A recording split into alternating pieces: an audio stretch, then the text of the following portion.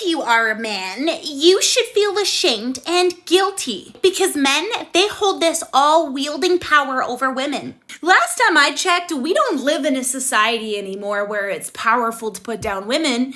It's actually viewed as weakness, rightfully so.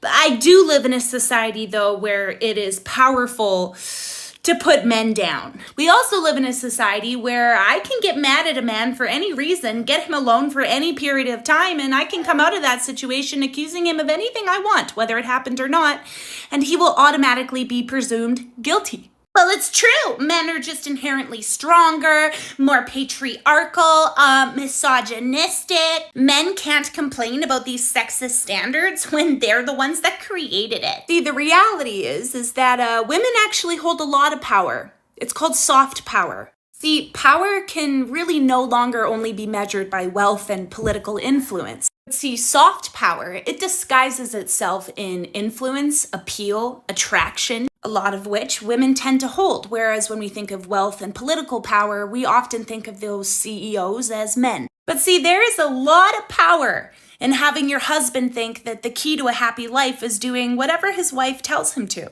There's a lot of power that's wielded when we convince our husbands that the key is we are always right. A survey of 3,000 couples found that the average man had more say over 2 things, while the average woman had more say over the other 14. The man had a say over what car the couple owned and what they watched on TV.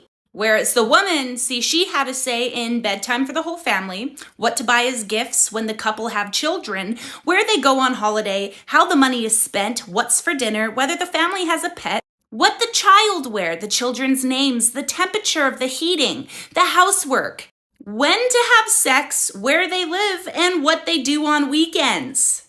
Now, something tells me that that's going to resonate with a hell of a lot more than just 3,000 men. But that's not even including things like the power women hold in the family courts, maternal gatekeeping. How about the fact that in domestic violence counseling, women are taught that if the husband takes the kids when he's mad, it's considered abusive, but yet when the woman does it, well, that's just normal and empowering. In fact, a woman can move across the state, and that's fine, but a dad does it? Amber alert, kidnapping. So please, feminists, I am fucking begging you. I am begging you, almost on my knees. Please stop comparing the everyday average man to the 1%. Please stop trying to force our sons, our brothers, and our fathers to feel guilty for things that they did not do or choose. For God's sakes, please shut up with the statements like, it's funny how men complain about patriarchy when they're the literal ones who created it. First of all, false, stupid, and inaccurate. Second, and most importantly, why are we blaming individual men for things that they did not do? The men in power who are making the decisions you hate, making the statements that you hate, I promise that they do not give a fuck about the day-to-day average man that you guys so seem to think that they represent. But instead of focusing on them, you're focusing on spewing your hatred on the average man, which is exactly what that 1% wants, because then they're not held accountable. Meanwhile, feminists will continue to make sexist posts and spew sexist rhetorics. Men will continue to take up the majority of the suicide rate, and people like me will still have a job. Sadly.